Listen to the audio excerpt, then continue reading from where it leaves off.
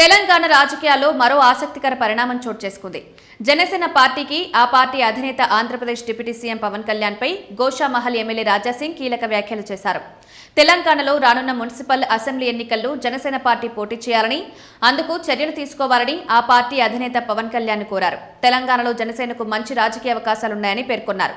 పవన్ కళ్యాణ్ కు తెలంగాణ యూత్ లో ఉన్న ఫాలోయింగ్ ను ఉపయోగించుకుని జనసేన పార్టీని బలోపేతం చేయాలన్నారు.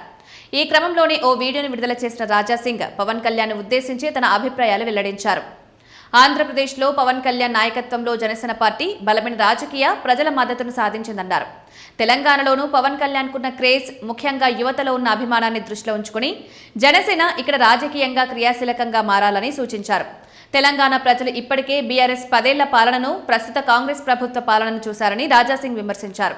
ఈ రెండు ప్రభుత్వాల పాలనలో రాష్ట్రం అప్పుల ఊబిలో కూరుకుపోయిందని, ఆశించిన స్థాయిలో అభివృద్ధి జరగలేదని ఆరోపించారు. రైతులు, సామాన్య ప్రజలు తీవ్ర ఇబ్బందులు ఎదుర్కొంటున్నారన్నారు. వచ్చే ఎన్నికల్లో తెలంగాణ ప్రజల ప్రత్యామ్నాయం కోసం ఎదురు చూస్తున్నారన్నారు.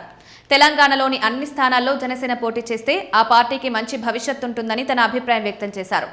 వచ్చే ఎన్నికల నాటికి జనసేన నాయకులు తెలంగాణ ముఖ్యమంత్రి అయ్యే అవకాశం కూడా ఉందంటూ ఆసక్తికర వ్యాఖ్యలు చేశారు. అయితే ఇవి తన వ్యక్తిగత అభిప్రాయాలు మాత్రమేనని, పవన్ కళ్యాణ్ కు తాను చేస్తున్న విజ్ఞప్తిగా భావించాలని రాజాసింగ్ స్పష్టం చేశారు.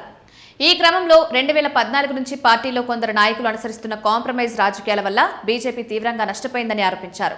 పార్టీ కోసం పనిచేస్తుంటే ఇప్పటికే తెలంగాణలో బీజేపీ అధికారంలోకి వచ్చుండేదన్నారు. పార్టీ క్యాడర్ను పట్టించుకోకుండా సీనియర్ నాయకులను పక్కన పెట్టడం, ఇతర పార్టీల నుంచి వచ్చిన వారికి సరైన ప్రాధాన్యం ఇవ్వకపోవడం వంటి అంశాలపైన ఆయన తీవ్ర అసంతృప్తి వ్యక్తం చేశారు.